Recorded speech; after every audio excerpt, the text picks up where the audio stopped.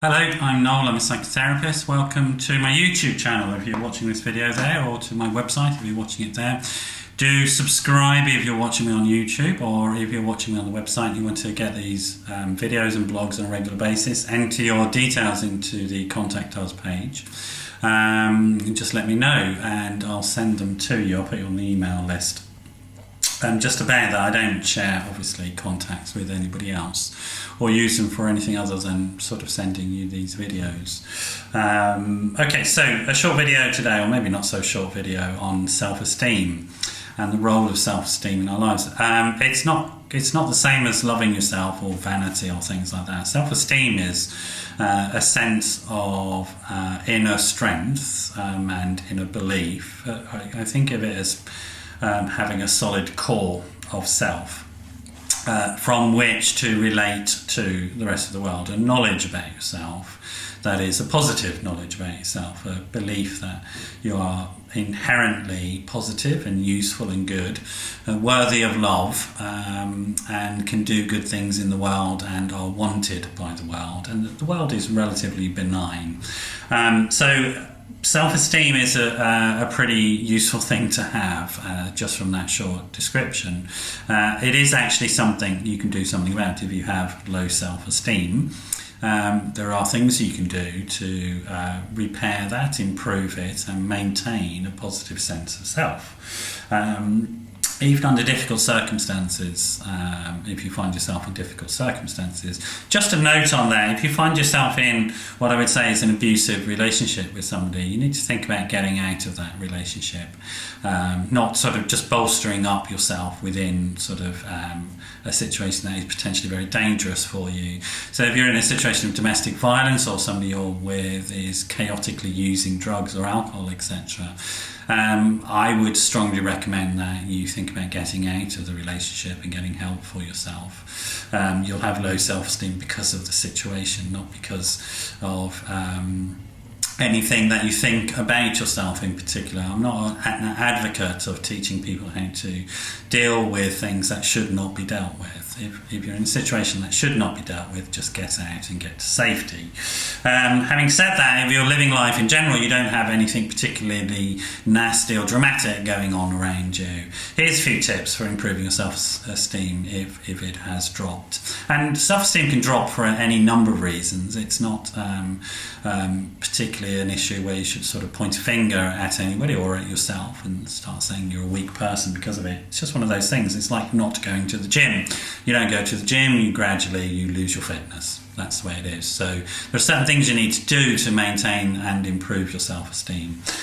One of the things is thinking about what your core values are and then living by them. So striving for a personal sense of integrity so that you have some sense of what you think is the right thing to do whenever you're faced with a difficult life situation. So thinking, for example, if you see something bad happening to somebody else, what's your values and morals about whether to intervene or not? I'm not saying you should or you shouldn't. I'm saying that if you know what that response is, that you believe you should do, and then you act from that response, guess what? Your self-esteem rises. Again, I'm not advocating you putting yourself in a risky situation, but do you step in and help somebody who you believe is being unjustly treated, for example? Do you have any other wider social goals that you'd like to see happening in the world, such as a belief in a greener economy, for example? Acting on those internal core beliefs is really important. And I think sort of if you base them around certain higher human values, such as kindness, for example, you won't be going far wrong if you develop a value basis on those types of what we call higher functioning or pro-social activities. So kindness, compassion, love, support for other people, which comes to another way of raising your self-esteem, which is to be of service in the world, or volunteerism, to do good for others, definitely improves our self-esteem. I guess it's not why we do it, but it's just a nice byproduct of sort of helping other people out. So maybe you can join an organisation that is providing services for the sort of less fortunate in the world, and then being helpful to other people. So homeless people, for example, or people who have been experiencing domestic violence living in shelters, or children who are in a charity because they don't have parents, they're in the charitable care. All these types of organisations, if you volunteer for them, you can do a lot of good for those people, but also you can do a lot of good for yourself in terms of how you feel about yourself. And then using those things as a basis, begin to trust yourself again, to be able to make adult decisions for yourself. And that's closely linked to another point, which is about taking risks. If you live in a risk-averse way, you'll gradually shrink from life and shrink from yourself. We need to take sort of risks in life, give it a go, to see where our limits are and go beyond them. And that's it helps our self-esteem when we try something that we think we couldn't achieve, and we do it anyway, and then we look back on it, we think, I feel really good for myself for having made that risk, taken that leap. So that's another thing that you can look at. Don't get stuck in the past. The past is not where you live. Right here is where you live. And in particular, don't ruminate on things that you think you should have done better in the past, or regret. Regret will really undermine your sense of self, a positive sense of self, and your self-esteem. Things that happened in the past have happened. There's not a lot you can do about it except change your relationship to that event in the past. If you choose a relationship of regret, you're effectively chaining yourself to that problem and having to relive it over and over again. And that will wear you down. So let go of those things and live now, make amends where you need to, and move on.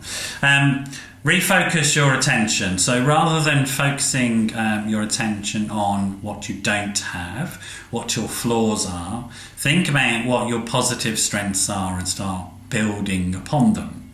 If you build from an affirmative basis, a positive basis, you can add things on as you go along. Focusing just on the flaws will, again, if you're coming from a place of low self-esteem, will make you feel a lot worse. And if you're coming from a place of good, positive self-esteem, if you only think about the bad things about yourself, that self-esteem is going to be eroded relatively quickly, actually.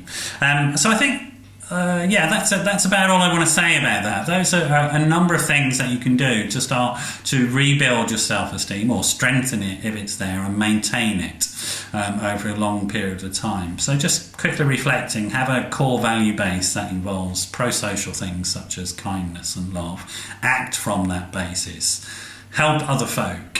Focus on your strengths. Take risks. Let go of your regrets from the past. All these things will help you in achieving a sort of more positive sense of esteem in yourself. And when we have that sense of esteem in ourselves, our behaviours towards other people and in the world definitely improve. We get into what's called a virtuous circle. So that we start to behave in a better way with ourselves and with other people. We start to make better decisions, and those better decisions lead to better outcomes. And that's really how positive self-esteem works. And we stop then reaching out to unhelpful crutches such as drink and drugs if you're feeling down or depressed. You avoid many of the sort of mental health problems such as anxiety and depression by having a positive can-do sense of yourself, an ability to think, well, it's just a hurdle, I'm going to sort of overcome that hurdle and get on with it.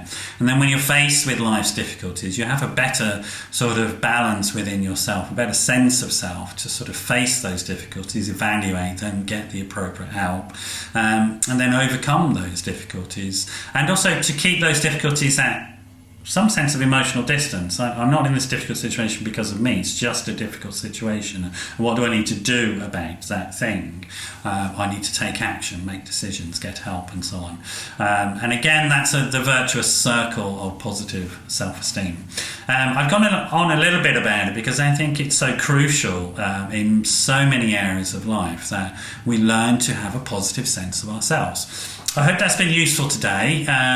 Do leave comments on the website or underneath the video if you're watching on my YouTube channel, or email me info@noelmcdermott.net. I'd like to get your feedback on these videos and whether you find them useful or not. If you're struggling with chronic low self-esteem or you've had some traumatic relationships which have undermined your self-sense, do give me a call. I can help with those types of things. It's 07 506 319 745. That's 07 506 319 745. Take care, and I'll see you again soon. Bye bye.